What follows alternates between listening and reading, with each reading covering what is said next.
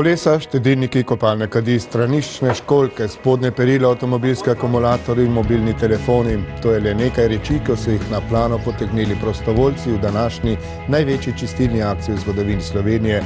Rokavice si je danes nadel vsak 8. Slovenec.